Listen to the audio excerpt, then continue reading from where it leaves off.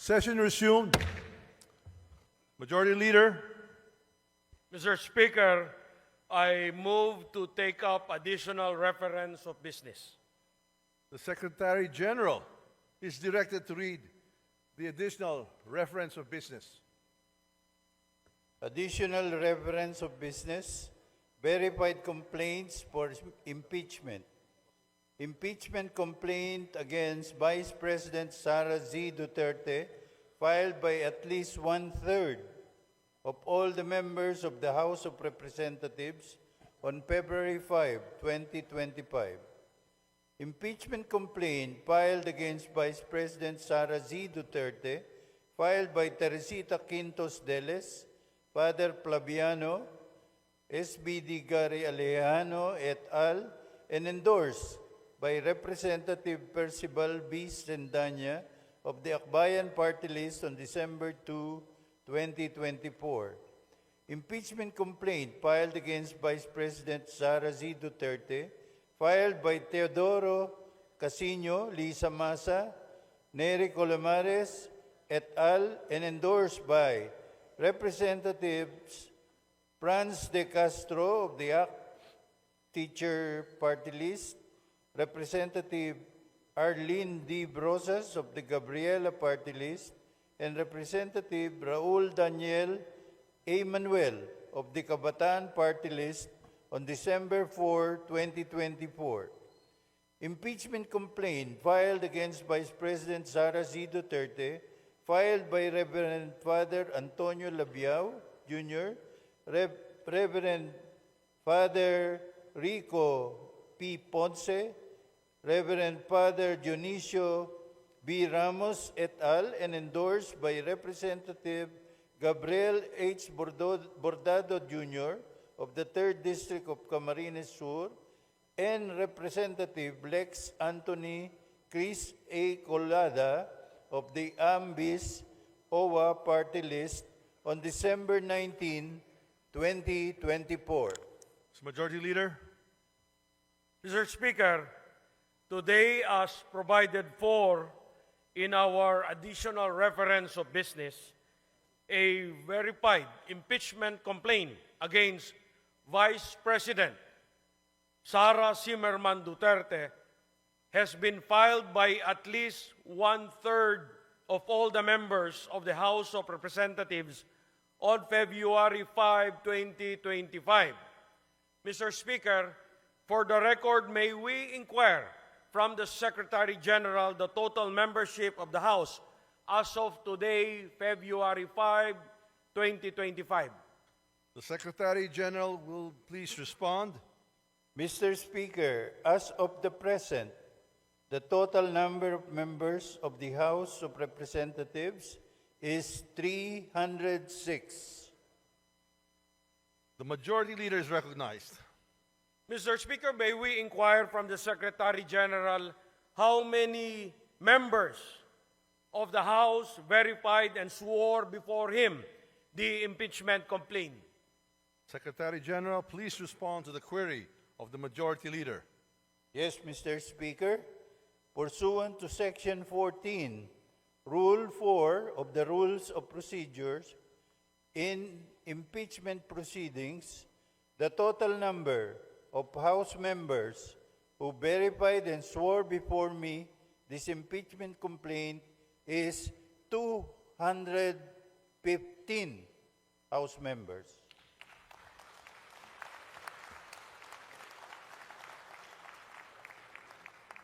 The Majority Leader is recognized. Mr. Speaker, may we know what is one-third of the total number of the members of the House? The Secretary General will please respond. Mr. Speaker, one-third of the total number of members of the House is 102. The Secretary General has responded to the query of the Majority Leader. The Majority Leader is recognized. Mr. Speaker, for the record, in consonance with the Constitution on Article 11 on accountability of public officers, particularly Section 3, Paragraph 4, and pursuant to Section 14, Rule 4 of the Rules of Procedure in Impeachment Proceedings, which provides as follows. Section 14, endorsement of the complaint resolution to the Senate. A verified complaint resolution of impeachment filed by at least one-third of all the members of the House shall constitute the articles of impeachment. And in this case, the verified complaint resolution shall be endorsed to the Senate in the same manner as an approved bill of the House. Considering that the Secretary General has certified that at least 215 members of the House of Representatives have verified and swore before him the said impeachment complaint against Vice President Sara Duterte, and consistent with our rules, I move that the Secretary General be directed immediately to endorse the same to the Senate. There is a motion to direct the Secretary General to immediately endorse to the Senate the impeachment complaint, having been filed by more than one-third of the membership of the House, or a total of 215 members. Is there any objection? The Chair hears none. The motion is approved. The Secretary General is so directed. The session is suspended.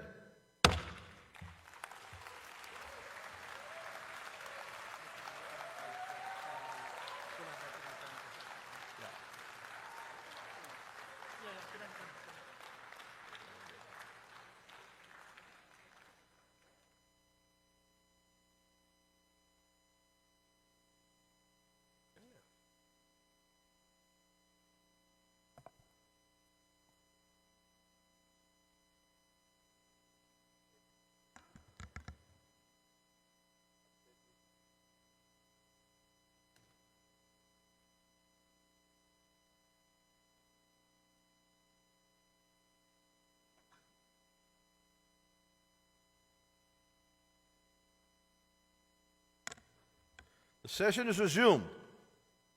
The majority leader is recognized.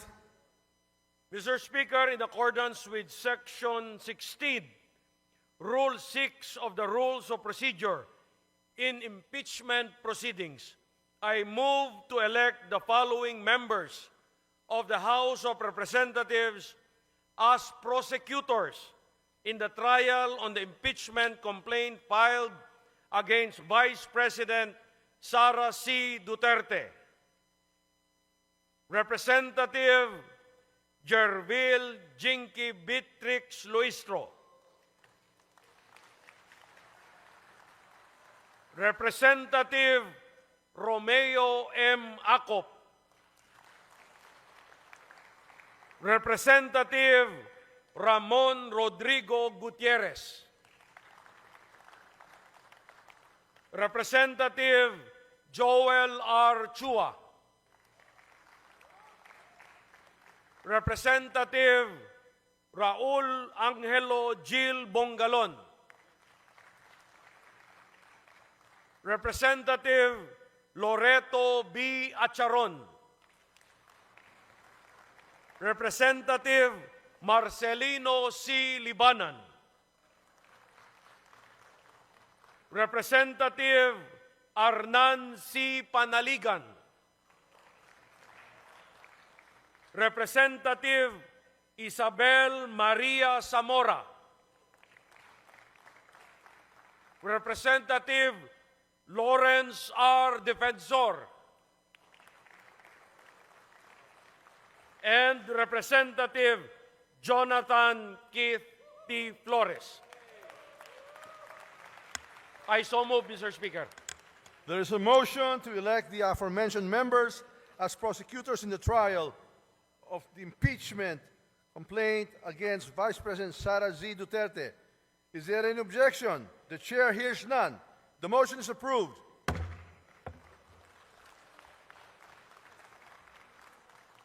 The majority leader is recognized.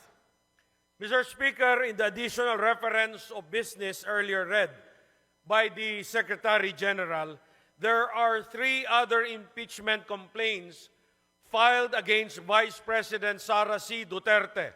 These are the impeachment complaint filed by Teresita Quintos Deles, Father Flaviano Villanueva, Gary Alejano et al. And endorsed by Representative Percival Sedanya of Akbayan Party List on December 2, 2024.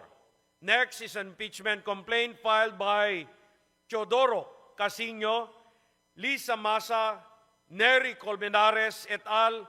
And endorsed by Representative Franz L. Castro of ACT Teachers Party List, Representative Arlene Brosas of Gabriela Party List, and Representative Raul Daniel Manuel of Kabataan Party List on December 4, 2024. And the last one, Mr. Speaker, the third one, impeachment complaint filed by Reverend Father Antonio Labiao Jr., Reverend Father Rico Ponce, Reverend Father Dionisio Ramos et al., and endorsed by Representative Gabriel Bordado Jr. of the 3rd District of Camarines Sur, and Representative Lex Anthony Chris Colada of Aambis OWA Party List on December 19, 2024. Pursuant to our rules of procedure in the impeachment proceedings, considering that the plenary has already transmitted to the Senate the impeachment complaint filed by 215 members on February 5, 2025, that is today, I move that the 3 other impeachment complaints filed on December 2, 2024, December 4, 2024, and December 19, 2024, be transmitted to the archives. I so move, Mr. Speaker. There is a motion to transmit to the archives the aforementioned 3 impeachment complaints filed last December 2, 4, and 19, 2024. Is there any objection? The chair hears none. The motion is approved. These impeachment complaints are transmitted to the archives. Mr. Speaker, I move to suspend session for a few minutes. Session suspended.